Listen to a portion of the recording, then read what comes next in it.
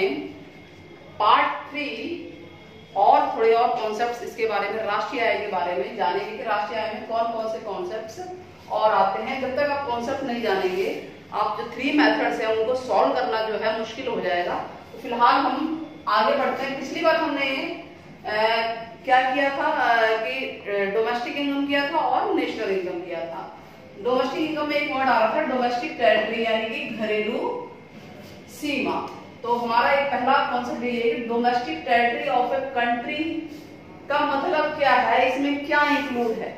Actual में जो India की बाउंड्री है प्लस में जो इंडिया का ओशन एरिया है, समुद्री एरिया है, जितना कवर इंडिया के अथॉरिटी में आता है वो तो है ही है अपना, प्लस में और क्या क्या भारत की घरेलू सीमा यानी डोमेस्टिक टेरिटरी में हो सकता है।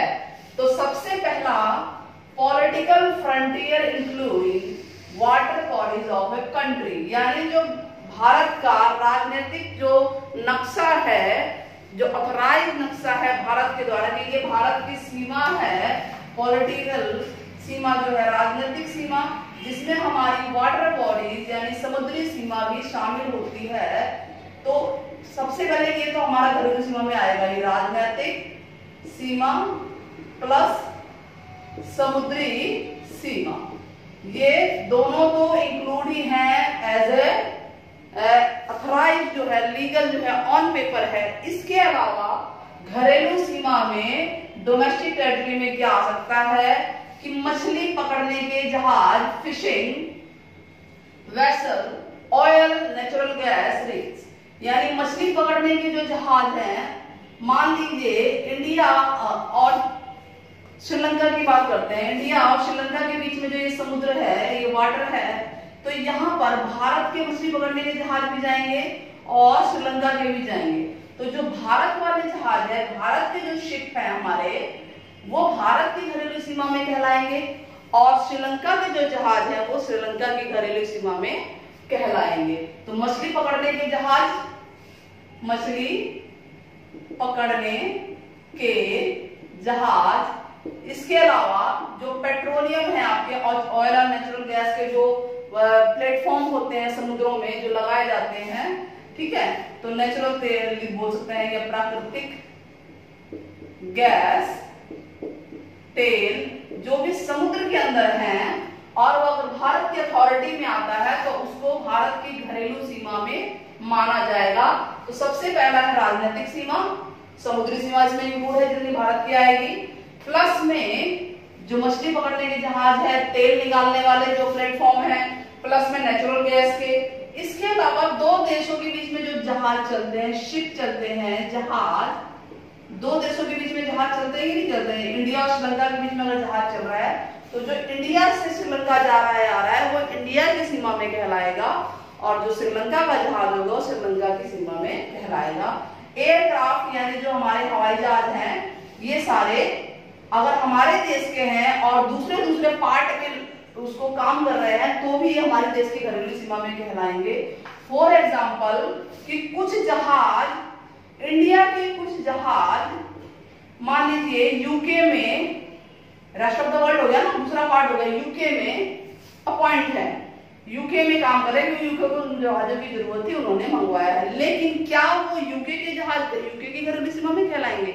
नहीं, वो जहाज यूके के नहीं है, वो इंडिया के जहाज है। वो क्योंकि यूके ने मांगा है इंडिया से, तो उतने टाइम पीरियड के लिए वो जहाजों को यूके में भेज दिया गया है, ठीक है, और उसके बाद वो जहाज इंडिया जब मर्जी चाहे उसको वापस मंगा सकता है। तो ये जो शिप्स हैं, एयरक्राफ्ट हैं, चाहे एयर बॉडी हो यानी हवा में उड़ने वाले जहाज हो, चाहे पानी में तैरने वाले जहाज हैं, अगर वो किसी देश के हैं और वो किसी दूसरे देश में काम पे लगे हुए हैं, मंगाए गए हैं, तो भी वो इसी देश के कहलाएंगे, ना कि दूसरे देश के।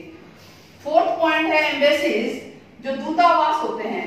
इंडिया का दूतावास अगर अमेरिका में है तो वो इंडिया की घरेलू सीमा में है, ना कि अमेरिका में। अच्छा, एक बात और, लेकिन जो वो जमीन है, जिस जमीन पे वो आवास है, वो जमीन अमेरिका की ही है, वो हमारे देश की नहीं होगी। इसका मतलब ये नहीं है कि इंडिया का कोई चीज सेटअप है बाहर तो वो जहां पे सेटअप है वो इंडिया का हो जाएगा, ऐसा नहीं है। जो पॉलिटिकल बॉडी है वो जिस देश की है उसी देश की कहलाती है। तो एम्बेसीज इंडिया की अगर है तो वो इंडिया की घरेलू सीमा में कहलाएगी, चाहे वो दुनिया के किसी भी कोने में हो। इसके अलावा अगर मिलिट्री भेज रखी है, सेना की टुकड़ियां होती है, जैसे दूसरे दूसरे देशों में जाती है सेना की टुकड़ी, मान लीजिए इंडिया की सेना की टुकड़ी श्रीलंका में गई है तो वो, लेकिन वो कहलाएगी तो इंडिया की ही, भारत की घरेलू सीमा में कहलाएगी। तो हमने 4 पॉइंट मेन कर लिए हैं कि भारत की घरेलू सीमा में क्या क्या आता है। पहला राजनीतिक सीमा, जिसमें समुद्री सीमा भी शामिल है। इसके अलावा मछली पकड़ने के जहाज, तेल निकालने वाले, प्राकृतिक तेल निकालने वाले, प्राकृतिक गैस निकालने वाले जो प्लेटफॉर्म होते हैं, अगर वो हमारे देश के हैं तो वो हमारे देश के कहलाएंगे। इसके अलावा जहाज, हवाई जहाज किसी भी दुनिया के किसी भी कोने में अगर लगाए गए लेकिन कहलाएंगे वो इंडिया के ही, इंडिया की घरेलू सीमा में, डोमेस्टिक टेरिटरी में कहलाएंगे। विदेशी दूतावास या मिलिट्री की स्टैब्लिशमेंट कहीं पे, यानी सेना का कहीं दूसरे देश में भेजा गया है तो भी वो अपने देश के हिस्से में ही कहलाएगी। नाउ नोट करने वाली बात क्या है कि domestic territory does not refer to the area ownership beyond the political frontier of a nation. अभी मैंने बताया कि घरेलू सीमा का मतलब ये नहीं है कि आपकी जो राजनीतिक सीमा है, यानी जो भारत की राजनीतिक सीमा है, भारत की राजनीतिक सीमा है, जब आप यहाँ पे बनाते हैं ये भारत की सीमा है, ये आपका भारत का सीमा हो गया, ठीक है, आपका ये सीमा हो गया, टोटली मैंने बना दिया है इस तरह से, पूरा बनाने में एक्सपर्ट नहीं है, बट जो ये सीमा है प्लस में जो ये आपकी समुद्री सीमा है भारत की, तो ये सारा जितना कवर है ये तो भारत की सीमा, घरेलू सीमा कहलाएगी। लेकिन यहाँ का इंडिया का कोई जहाज श्रीलंका में चला जाए तो इसका मतलब ये नहीं है कि श्रीलंका का जो कोई हिस्सा है वो इंडिया का कहलाएगा, या इंडिया की कोई मिलिट्री श्रीलंका में या इंडिया का राजदूत श्रीलंका में सेटअप कर ले तो जो एरिया है वो इंडिया का कहलाएगा, नहीं। यही ये कह रहा है कि डोमेस्टिक टेरिटरी का मतलब ये नहीं है कि आप दूसरे देश के कोई एरिया के मालिक बन जाएंगे, नहीं बनेंगे, आप अपनी सीमा में रहेंगे। इसके अलावा जो ये चीज है, जो ये मूवेबल है, यानी एक जगह से दूसरी जगह जा सकते हैं, ये सारी आपकी सीमा में आएंगी, लेकिन जो फिक्स बॉडी है वो आपकी ही घरेलू सीमा में है। ये क्लियर हुआ? ओके। घरेलू सीमा के बारे में मैंने बता दी कि 4 मेन बातें हैं, घरेलू सीमा में आते हैं, ये सारी चीजें घरेलू सीमा के अंदर आएंगी। इसके बाद आता है डोमेस्टिक इनकम, यानी कि घरेलू आय इक्विवेलेंट है डोमेस्टिक प्रोडक्ट के। इसका मतलब क्या है कि घरेलू आय को हम समतुल्य, इक्विवेलेंट का मतलब होता है समतुल्य, बराबर मान सकते हैं घरेलू उत्पाद के। क्यों? इसका क्या कारण है? इसका सिर्फ एकमात्र यही कारण है कि जितने भी डोमेस्टिक प्रोडक्ट हैं, घरेलू उत्पाद हैं, अल्टीमेटली जब उन पे प्रोसेस होता है, यानी साधनों से तो उत्पाद आता है और उनको जब बेचा या जो भी प्रोसेस किया जाता है तो जो उनसे प्राप्त होती है इनकम, वो घरेलू आय भी बनती है। 4 तरह के साधन हैं, भूमि, पूंजी, श्रम, उद्यम। यही 4 बताए थे ना मैंने आपको, लैंड, लेबर और कैपिटल, एंटरप्रेन्योरशिप। इन 4 से उत्पाद होता है, उत्पाद से इनकम होती है, तो डोमेस्टिक इनकम होती है। तो यानी इन दोनों में कोई डिफरेंस नहीं है, नो डिफरेंस, ठीक है, कोई डिफरेंस नहीं है, कोई अंतर नहीं है, हम घरेलू उत्पाद बोले या घरेलू आय बोले। नाउ ये बहुत इंपॉर्टेंट आगे का जो टॉपिक है, ये आगे आपके सवाल में यूज होगा, ये कॉन्सेप्ट चल रहे हैं कि डोमेस्टिक इनकम कैसे निकाली जाती है। अगर डोमेस्टिक इनकम में, या नेशनल इनकम कैसे निकाली जाती है, डोमेस्टिक इनकम, डोमेस्टिक मतलब घरेलू सीमा में जो इनकम है, प्लस में हमारे देश का, मान लीजिए मैं बाहर जाके कमाती हूँ और वो कमाई किसकी इनकम में कहलाएगी, क्योंकि मैं भारत की घरेलू सीमा में आऊंगी, ठीक है, भारत के नागरिक हूं, तो जो मेरे द्वारा प्राप्त की गई इनकम है वो हमारी डोमेस्टिक इनकम में जोड़ेंगे तो टोटल नेशनल इनकम आ जाएगी, ठीक है। माइनस करते हैं, अगर मान लीजिए कोई विदेशी है और यहाँ पे आके काम कर रहा है इंडिया में, तो वो यहाँ के सोर्स से इनकम तो लेके जा रहा है ना, वो इनकम जो है उसके देश की कहलाएगी, तो वो माइनस होगा। तो इसको सीधी भाषा में क्या बोलेंगे, घरेलू आय, डोमेस्टिक इनकम, घरेलू आय में जब net factor income from abroad यानी विदेशों से शुद्ध साधन आय जब जोड़ देते हैं घरेलू आय में, डोमेस्टिक इनकम में net factor income from abroad बोलते हैं। नेट का मतलब क्या है बताते हैं। जब इसको ऐड कर देते हैं तो नेशनल इनकम आती है। अब सोचने वाली बात है कि भाई ये नेट फैक्टर इनकम होता क्या है, ये क्या चीज है। तो नेट फैक्टर इनकम का मीनिंग मैंने बताया है। Net factor income from abroad यानी विदेशों से प्राप्त शुद्ध साधन आय क्या होता है कि फैक्टर इनकम ऑन यानी जो हमारे देश के निवासी हैं वो रेस्ट ऑफ द वर्ल्ड दूसरे देश में जाकर वहां के साधनों से अर्न करते हैं पैसा, माइनस हमारे देश में जो नॉन रेजिडेंट्स हैं, अनिवासी हैं, हमारे देश की सीमा में आके पैसा कमा रहे हैं, तो इसमें से ये माइनस कर देंगे तो नेट इनकम निकल जाएगी, जिसको बोलते हैं विदेशों से आय। इसको एक सिंपल तरीके से बताते हैं, इसको शॉर्टकट बोलते हैं नेट फैक्टर इनकम को NFIA। ठीक है, NFIA net factor income from abroad. कोई हमारे देश का कोई व्यक्ति है बाहर जाके $300 कमाता है और कोई विदेशी हमारे देश में आके $200 कमाता है, तो हमारे देश को टोटल कितनी आय मिली? 300 माइनस 200, $100 हमें इनकम प्राप्त होगी। अगर हमारे देश का कोई व्यक्ति $100 कमाता है बाहर जाके और बाहरी देश का कोई व्यक्ति हमारे देश में आके $200 कमाता है, तो 100 माइनस 200 माइनस $100 इनकम हमारी होगी। इसे कहते हैं net factor income from abroad. Clear हुआ ये कॉन्सेप्ट?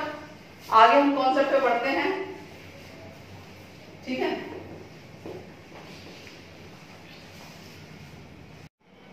हाँ, तो अब हमारा नेक्स्ट टॉपिक आता है ग्रॉस और नेट में क्या डिफरेंस है, सकल और शुद्ध में क्या अंतर है।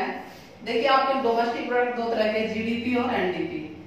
सबसे पहले जीडीपी का मतलब होता है ग्रॉस डोमेस्टिक प्रोडक्ट, इसको हिंदी में बोलते हैं gross domestic, P for product full form है ये, और हिंदी होता है सकल घरेलू उत्पाद। ठीक, वैसे ये net, N for net, domestic product यानी शुद्ध घरेलू उत्पाद। ठीक है, अब ग्रॉस क्या होता है, सबसे मेन नोट जान लीजिए कि ग्रॉस यानी सकल में से डेप्रिसिएशन यानी कि मूल्यह्रास। मूल्यह्रास जानते हैं आप लोग? बताते हैं आपको। सकल में से अगर मूल्यह्रास घटाएंगे तो शुद्ध आएगा। जैसे मान लीजिए आपने एक टीवी लिया, 1 साल चलाया, तो 1 साल में उसके मूल्य में कुछ ना कुछ कमी आएगी। अगर 20,000 का टीवी लिया है तो 1 साल बाद वो 20,000 को तो बिकेगा नहीं, मान लीजिए 15,000 का बिक रहा है, यानी 1 साल में उसके मूल्य में जो कमी हुई उसको बोलते हैं मूल्यह्रास, डेप्रिसिएशन। यानी ग्रॉस 20,000 का, उसमें से 5,000 रुपए आपका मूल्यह्रास हट गया, तो यानी 15,000 का वो नेट है। ठीक वैसे ही देश के जो हमारे नेशनल इनकम के जो विभिन्न कॉन्सेप्ट्स हैं उसमें इस ग्रॉस और नेट का बहुत महत्व है। यानी जीडीपी अगर है, ये जो जीडीपी, डी भी लिए, जी देखिए, ग्रॉस, जी फॉर ग्रॉस है, ग्रॉस यानी कि सकल। सकल में से जब मूल्यह्रास माइनस करेंगे, सकल में से मूल्यह्रास माइनस करेंगे तो हमेशा क्या आएगा? शुद्ध आएगा, नेट आएगी, नेट वैल्यू आएगी। सकल माइनस मूल्यह्रास इक्वल टू नेट। तो आगे चाहे कुछ भी हो उससे कोई मतलब नहीं है। GDP minus depreciation equal to NDP हो गया, आगे का तो सेम ही है। क्लियर हो रहा है ना? इजी है। ठीक वैसे ही ये है जीएनपी, सकल राष्ट्रीय उत्पाद। एन मतलब यहाँ पर राष्ट्रीय है, पूरी हिंदी बोलते हैं इसे सकल राष्ट्रीय उत्पाद। ठीक है, ग्रॉस नेशनल प्रोडक्ट, यहाँ पे डोमेस्टिक था, यहाँ नेशनल हो जाएगा। फिर वही बात है, इस ग्रॉस में से जब हम डेप्रिसिएशन यानी मूल्यह्रास घटा देंगे, इसको बोलते हैं मूल्यह्रास, माइनस कर देंगे तो आपका NNP आ जाएगा, यानी नेट आ जाएगा। तो आपके यहाँ पर दो वर्ड नजर आए हमें, एक D से N है और D मतलब डोमेस्टिक और नेशनल, और एक आ रहा है ग्रॉस से N है, सकल से N है। ये है घरेलू से राष्ट्रीय और ये है सकल से शुद्ध। ये क्लियर हुआ? ये सारे बहुत ज्यादा क्वेश्चन अभी इसके बारे में कराए जाएंगे और वीडियोस में, फिलहाल कॉन्सेप्ट्स हैं। तो पहला कॉन्सेप्ट हमारा ग्रॉस और नेट में क्या डिफरेंस है हमने करा दिया, और उसके बाद now next difference MP versus FC। MP यानी मार्केट प्राइस बोलते हैं, शॉर्ट फॉर्म इसकी फुल फॉर्म है मार्केट प्राइस, हिंदी में बोलते हैं बाजार कीमत, और फैक्टर कॉस्ट, फैक्टर कॉस्ट बाजार कीमत हो गया, और ये साधन लागत।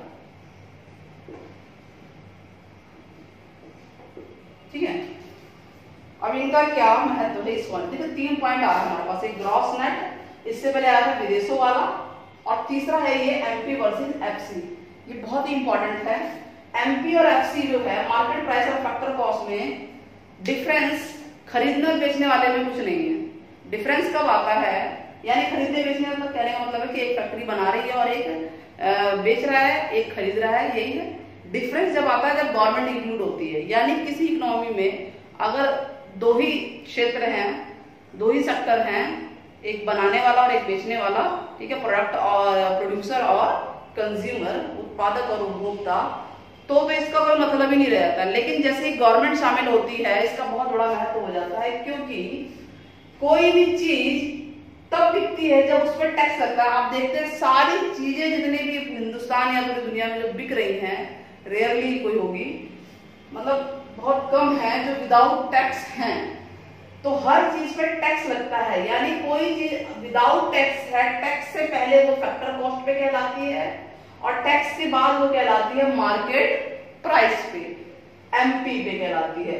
अब इसका यूज हमारे सवालों में नेशनल इनकम में कैसे होगा, सबसे पहले देखिए GDP एट FC है, GDP एट FC है, FC यानी कि फैक्टर कॉस्ट है, इसमें जैसे ही हम टैक्स जोड़ देते हैं तो ये GDP एट MP हो जाता है। यानी ये चाहे जो भी आगे लिखा उससे कोई मतलब नहीं है, उसको हम समझाएंगे। पहले आप समझे, फैक्टर कॉस्ट में कोई चीज है उसमें जब हम इनडायरेक्ट टैक्स जोड़ते हैं, indirect tax, net indirect tax, ये क्या होता है ये हम आपको नीचे बताएंगे। शुद्ध नेट में होता है शुद्ध अप्रत्यक्ष कर, कर जब हम जोड़ देंगे तो मार्केट प्राइस बन जाएगा।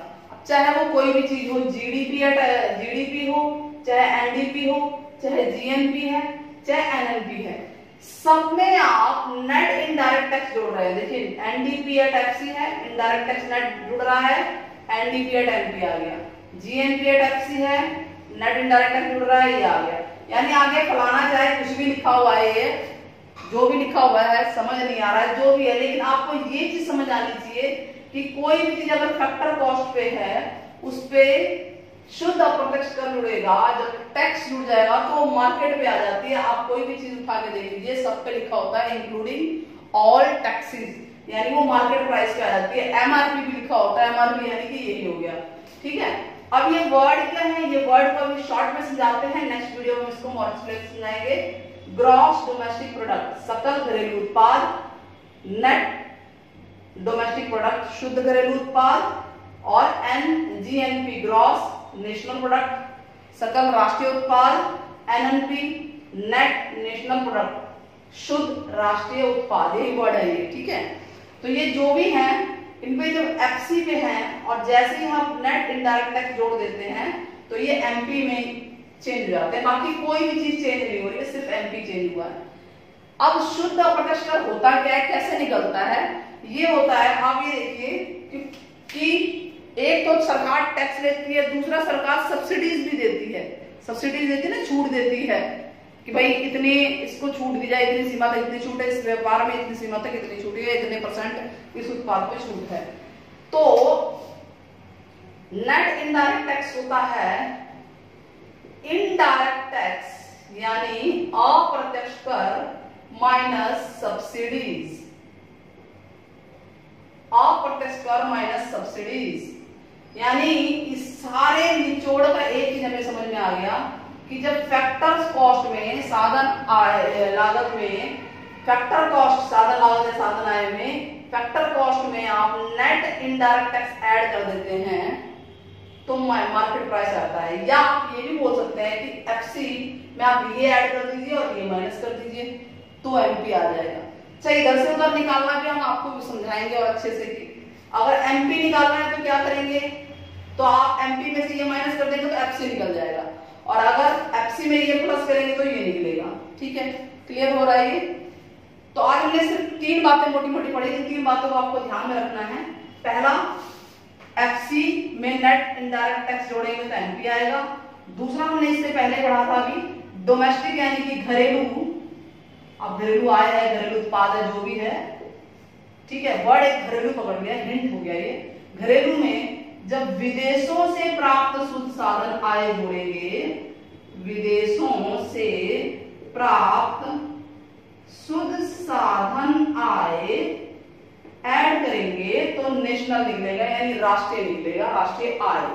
ठीक, और तीसरा हमने ये पढ़ा है ग्रॉस में से डेप्रिसिएशन मूल्य ह्रास माइनस करेंगे तो नेट आता है। ये 3 मोटी मोटी बातें हैं जो कि आधार है हमारे नेक्स्ट वीडियो का।